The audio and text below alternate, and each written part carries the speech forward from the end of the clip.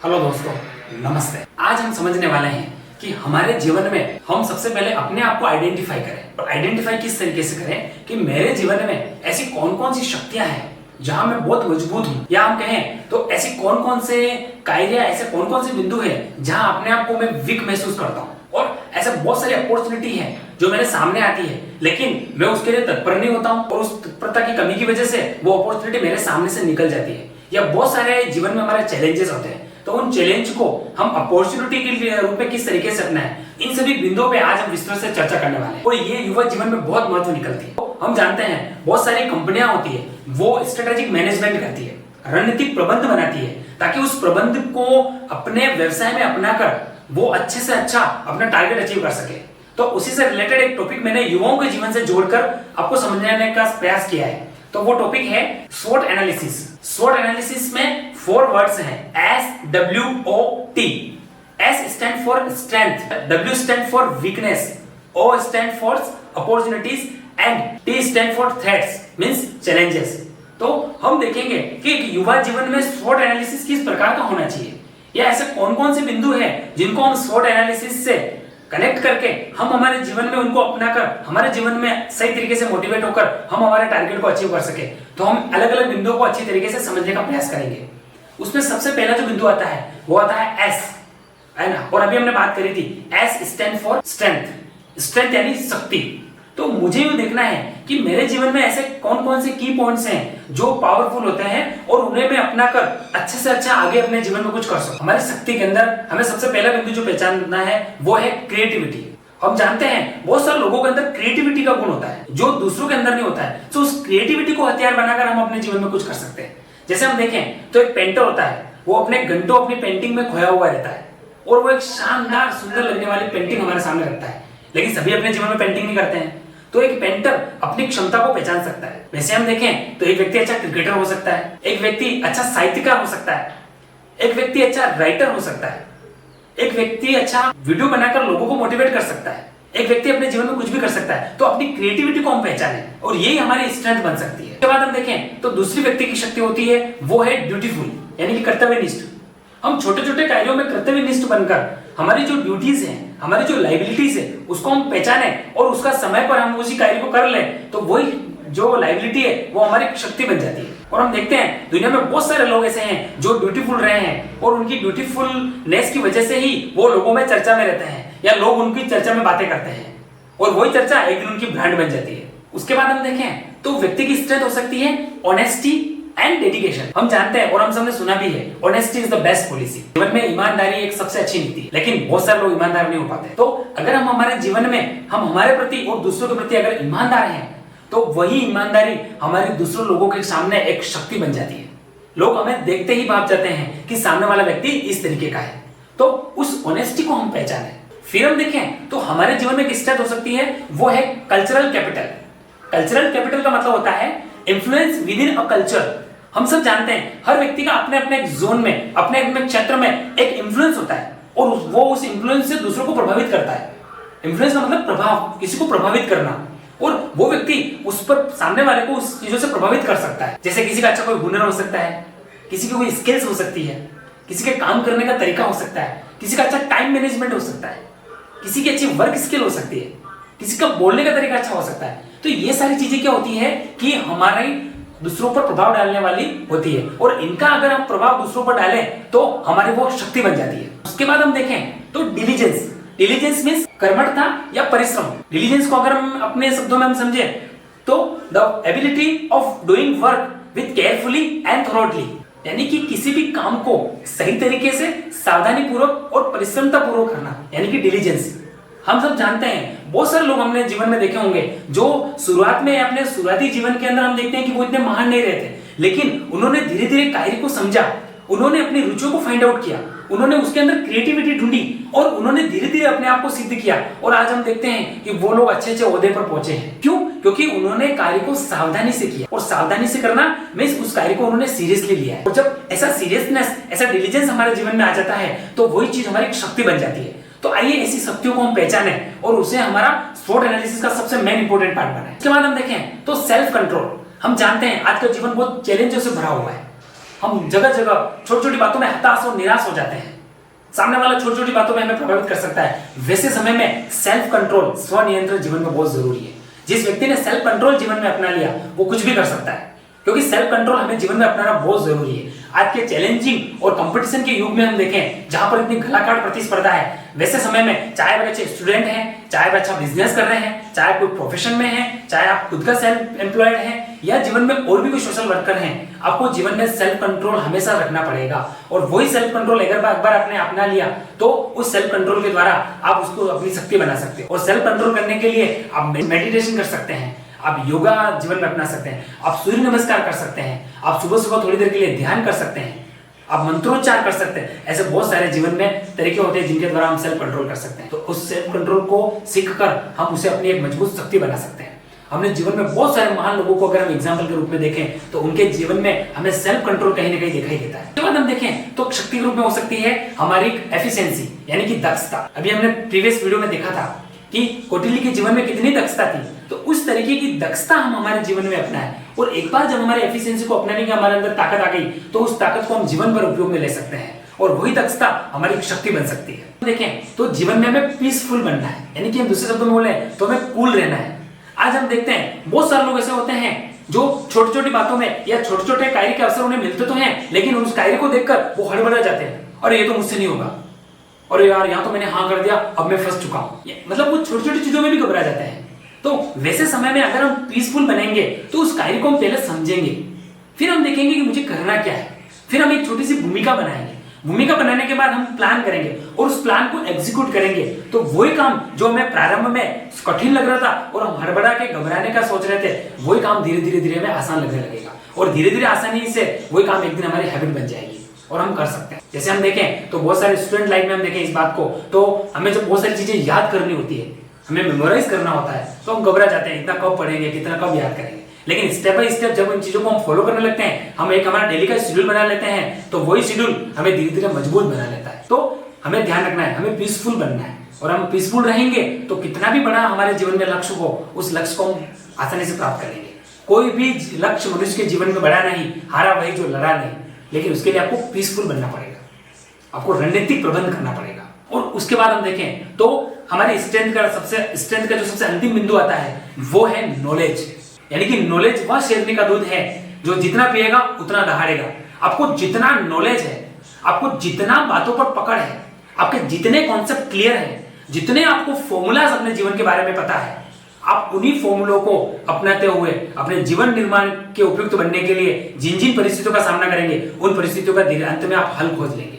लेकिन उसके लिए आपको की जो उसकी है वो आपका होना चाहिए, और उसकी की क्या है? नॉलेज। आप हम देख सकते हैं जितने भी दुनिया के अंदर महान लोग हुए, जितने भी क्रांतिकारी हुए, जितने भी दुनिया में सक्सेसफुल बिजनेसमैन हुए, जितने भी दुनिया में जितने भी आविष्कार हुए हैं, उन आविष्कारों को इन्वेंशन करने वाले लोग हुए, उन्होंने सबसे पहले अपने जीवन में नॉलेज गेन किया है और उसी नॉलेज को उन्होंने प्रैक्टिकली अपने जीवन में अपनाया और सफलता की चाबी अपने हाथ में ले ली। तो ये सारे जो बिंदु हमने देखे हैं वो सारे हमारे जीवन की स्ट्रेंथ हो सकते हैं। तो आइए हम एक नोटबुक उठाएं और हम अपने पॉइंट्स को लिखें कि कहां-कहां मेरे जीवन में ऐसी शक्तियां हैं जो मेरे अंदर है और उसको मैं अपने कार्य में प्रवृत्त करके उससे अच्छे से अच्छा कुछ कर सकता हूं।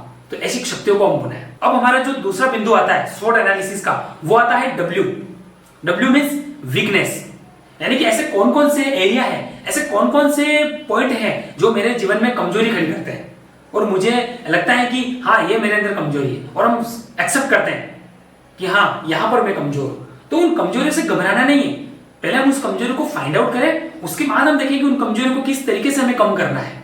तो कमजोरी के अंदर सबसे पहला हम देखें तो वही बात आती है लैक ऑफ नॉलेज।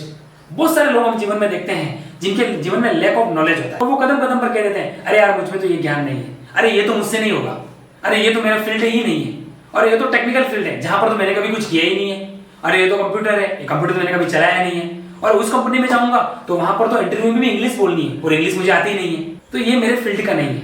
इस तरीके की छोटी छोटी बातों में हम कमजोर हो जाते हैं। लेकिन अगर हम सब देखें तो बहुत सारे लोग ऐसे थे जीवन में जिनके पास पहले प्रतिभा नहीं थी, उनके पास ऐसा नॉलेज नहीं था, पर उस नॉलेज को उन्होंने बुनाया, उन्होंने देखा कि मैं कहां कमजोर हूं, उन्होंने उसके ऊपर मंथन किया, चिंतन किया और सोचा कि यहां पर मैं कमजोर हूं और फिर उन्होंने उन कमजोरी को दूर किया। ऐसे बहुत सारे एग्जांपल जीवन में हम देखेंगे तो मिल जाएंगे वो लोगों ने उस कमजोरी को पकड़कर फिर उसके ऊपर अपनी पकड़ बनाई और अंत में वो सफल हुए हैं। अब इसमें एक छोटा सा एग्जांपल मैं आपको बताऊं तो महेंद्र सिंह धोनी, जिसे पूरा विश्व आज कैप्टन कूल के नाम से जानता है, और हम सब क्रिकेट में जो क्रिकेट प्रेमी है उन सब ने महेंद्र सिंह धोनी के जीवन में बहुत सारी चर्चाएं हम सुनते रहते हैं। और कैप्टन कूल की सबसे पहले हम बात देखें तो वो एक अच्छे फुटबॉल के खिलाड़ी थे। प्रारंभ में वो कोई क्रिकेट के अच्छे खिलाड़ी नहीं थे, वो फुटबॉल के गोलकीपर थे, लेकिन आज हम उन्हें महान क्रिकेटर के रूप में जानते हैं। तो व्यक्ति कहीं से कुछ भी कर सकता है, पहले अपने नॉलेज को फाइंड आउट करो। उसके बाद हम देखें तो हमारी वीकनेस होती है, कभी कभी किसी लोगों की कुछ बैड हैबिट्स होती है, छोटे छोटे बैड हैबिट्स होती है। उन बैड हैबिट्स को हम दूर करके हम गुड हैबिट्स अपनाकर हमारे जीवन में अच्छा कुछ कर सकते हैं। जैसे हम बैड हैबिट्स की बात करें तो बहुत सारे लोग क्या करते हैं कि सुबह जल्दी नहीं उठ पाते हैं।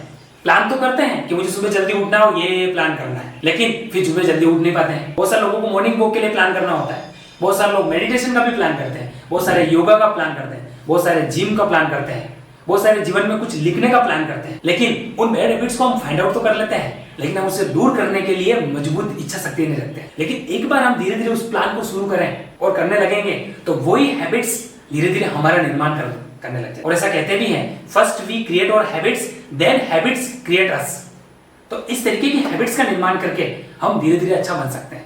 तो सबसे पहले हमारी बैड हैबिट्स को हम रिमूव करेंगे तो हम उस कमी को दूर कर सकते हैं। उसके बाद हम देखें तो बहुत सारे लोगों के अंदर फियर होता है कि अरे ये मुझसे नहीं होगा, और छोटी छोटी बातों में घबरा जाते हैं, मैं ये नहीं कर सकता, आई कांट डू इट, ये मुझसे नहीं होगा। तो उस फियर को हमें धीरे धीरे दूर करना है।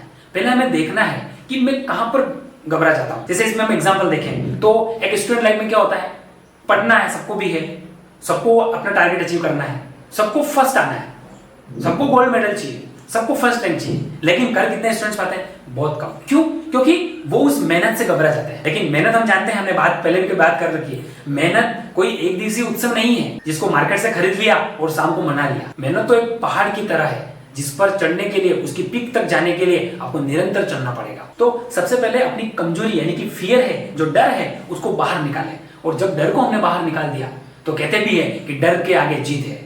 तो डर के आगे जीत कैसे खड़ी होगी? पहले उस डर से हम आगे निकलेंगे तो हमें जीत नजर आएगी। उसके बाद हम देखें तो बहुत सारे लोगों के जीवन में हम देखते हैं तो उनको लगता है कि यार मेरे जीवन में बहुत सारी हेल्थ की प्रॉब्लम्स हो सकता है, क्योंकि वो एक जेनेटिक प्रॉब्लम हो सकती है या बाद में आई हुई कोई हेल्थ की प्रॉब्लम हो सकती है। लेकिन वो हेल्थ प्रॉब्लम क्या हमारे लिए जीवन भर की परेशानी तो नहीं है? क्या उसको देखकर हम रुक जाए? क्या वही जीवन है? नहीं। हम ऐसे बहुत सारे धावक देख सकते हैं जिनको पांव की स्टार्टिंग में प्रॉब्लम रही थी, बहुत सारे लोग जिनको आंखों की प्रॉब्लम होती है लेकिन वो आज अच्छा लिखते हुए हमें दिख जाते हैं, बहुत सारे लोग जो प्रारंभ में कमजोर थे लेकिन उन्होंने योगा, मेडिटेशन, जिम के द्वारा अपनी बॉडी को अच्छा बनाया है।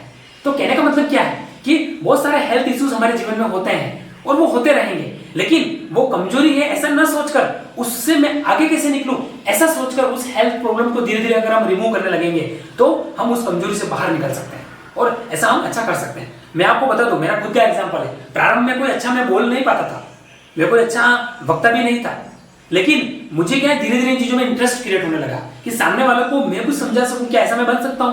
तो मैंने धीरे धीरे अपना इंटरेस्ट क्रिएट किया और वो इंटरेस्ट मैंने अपने क्लास के दौरान, अपने स्कूल लाइफ में कोई भी छोटा छोटा प्रोग्राम होता था तो मंच संचालक, आगे जाके बोलना, परफॉर्म करना, ये करता गया तो मेरा स्टेज फियर दूर हो गया। उसके बाद कॉलेज लाइफ के अंदर भी मैंने बहुत सारे प्रोग्राम में, बहुत सारे ऐसे इवेंट जहां पर दूसरे युवा घबराते थे, मैंने आगे से जाके अपना नाम लिखवा कर वो किया है। उसके बाद मेरे बीएड के और बहुत सारे जो एकेडमिक लाइफ का जो आगे हायर एजुकेशन है उसमें मैं कहीं पर भी, चाहे मुझे कोई भी अपॉर्चुनिटी मिलती थी तो मैं कहता था कि हाँ मैं कर सकता हूँ, और ऐसा करते करते आज मैं एक अच्छा स्पीकर के रूप में आपके सामने हूँ। A good listener can be a good speaker. तो ऐसा हम कब कर सकते हैं? जब हम हमारे अंदर की कमजोरी को बाहर निकालें, और जब उसको बाहर निकालना हमने सीख लिया तो अच्छी अच्छी बातें हमारे अंदर ऑटोमेटिकली आए। बहुत सारे लोग हम देखें तो जल्दी गिव अप कर लेते हैं, जल्दी हार मान लेते हैं, लेकिन उन लोगों को मैं यही बोलूंगा कि आप कभी भी हार नहीं माने और अपने जीवन में एक मूल मंत्र अपना है, नेवर गिव अप।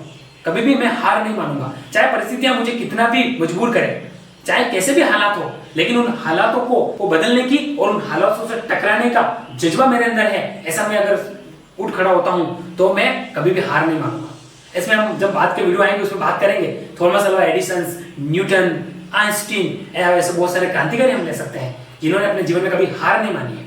वो निरंतर प्रयोग करते गए, वो निरंतर कार्य करते गए और सफलता की ओर कभी देखा ही नहीं। सफलता तो सामने से उनके पास आ गई, लेकिन वो कब? जब उन्होंने हार नहीं मानी। उसके बाद हम देखें तो हमारी वीकनेस के अंदर आता है अनकंसिस्टेंट, मींस असंगतता, जिसको हम बोलेंगे ऑफन माइंड चेंज। बहुत सारे लोग ऐसे क्या होते हैं कि वो जीवन के साथ सिद्धांतों से कंसिस्टेंट नहीं हो पाते हैं। मतलब कि जैसे उनके जीवन के वो रूल्स तो बना लेते हैं, लेकिन उनको जीवन से जोड़ते नहीं है। जबकि हमारे जीवन में अपनाए हुए कुछ सिद्धांत या हमारे जीवन में अपनाए हुए कुछ जो हम बोलते हैं कि हम हर व्यक्ति के अपने अपने कुछ स्वाभाविक नियम होते हैं जीवन में कि ये करना है, तो उनको जब तक हम पैरेलल लेके नहीं चलेंगे, जब तक उनके साथ हम संगतता नहीं रखेंगे, तब तक उनका हम अच्छे से उपयोग नहीं कर पाएंगे। जैसे एक छोटा सा एग्जांपल लूं, मुझे जॉब करनी है, तो मुझे जॉब करने के दौरान बहुत सारे रूल्स मुझे अपनाने होते हैं जो मुझे कंपनीज या मुझे ऑफिस नहीं बोलेगा। जैसे मुझे टाइम पे उठना, मुझे खुद का शेड्यूल बनाना, मुझे क्लाइंट से मिलना, मुझे अपना टाइम मुझे अपना काम करना, ये बहुत सारे ऐसे पॉइंट्स होते हैं। मुझे फैमिली के साथ बैलेंस होकर चलना। एक स्टूडेंट के लाइफ में देखें तो रोज के नियत 7 से 8 घंटे की पढ़ाई करना, फिर स्कूल जाना, उसके साथ में खेलना, फ्रेंड्स के साथ रहना, ऐसी बहुत सारी चीजें होती है। उन सबके साथ हमें एक संगतता बनानी होती है, और जब इन चीजों को हम संगतता में रख लेंगे तो हमारा माइंड बार बार चेंज नहीं होगा, हम अवसरवादी नहीं होंगे। अवसरवादी मतलब बार बार सामने आए हुए अवसरों के दौरान बदलते रहना।